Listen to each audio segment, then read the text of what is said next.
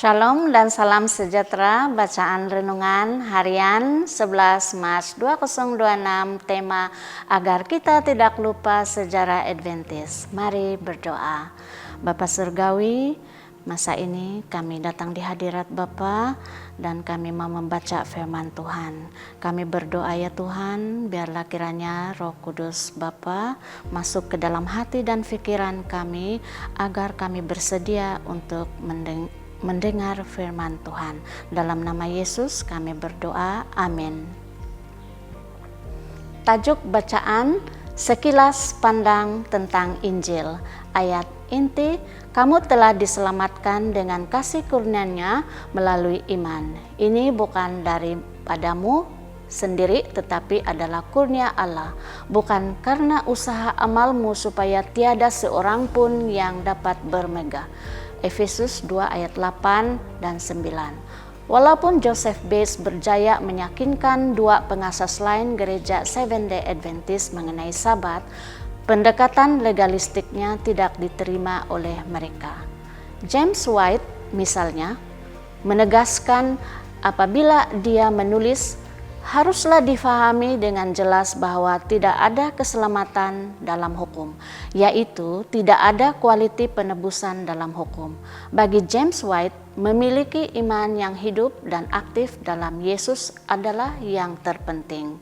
Berbicara tentang Mesias Millerite pada tahun 1850, ia menyatakan bahwa Mesias itu membawa kita ke kaki Yesus untuk mencari pengampunan atas semua dosa kita dan keselamatan yang cuma-cuma dan penuh melalui darah Kristus. James White merayu orang ramai untuk mentaati dan menghormati Tuhan dengan memelihara perintah-perintahnya. Dia juga menulis bahwa kita mesti mencari pengampunan penuh dan cuma-cuma atas segala pelanggaran dan kesalahan kita melalui pendamaian Yesus Kristus. Sekarang sementara dia memohon darahnya di hadapan Bapa.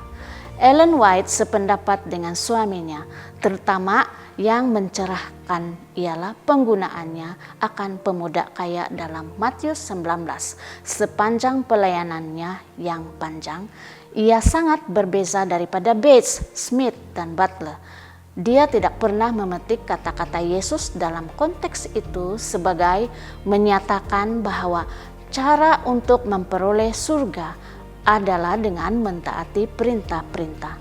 Sebaliknya, dia menekankan bahwa pemahaman pemuda itu dan Bates adalah luaran dan dangkal, dan menyoroti keperluan mendalam akan transformasi total yang hanya dapat dicapai melalui hubungan pribadi dengan Kristus. Bagi Ellen, pelajaran daripada Matius 19 ayat 16 hingga 17 bukanlah bahwa seseorang dapat memperoleh keselamatan melalui pemeliharaan hukum semata-mata, tetapi bahwa pemuda kaya tersebut telah gagal sepenuhnya. Walaupun dia mematuhi aspek keluaran 10 perintah, dia tidak menyadari bahwa hukum itu berakar pada kasih Tuhan. Bagi Ellen, pemuda kaya itu tidak diselamatkan melalui pemeliharaan perintah, tetapi hilang sepenuhnya. Sahabat yang dikasihi, salah satu pemahaman paling penting yang kita perlukan dalam kehidupan harian ialah hubungan antara hukum dan Injil yang menyelamatkan. Kita akan mengkaji Mesias Injil secara mendalam dalam tahun ini. Tetapi kita perlu memulakan perjalanan kita mengenai topik ini pada hari ini. Demikianlah bacaan renungan kita pada hari ini. Tuhan memberkati kita semua. Amin.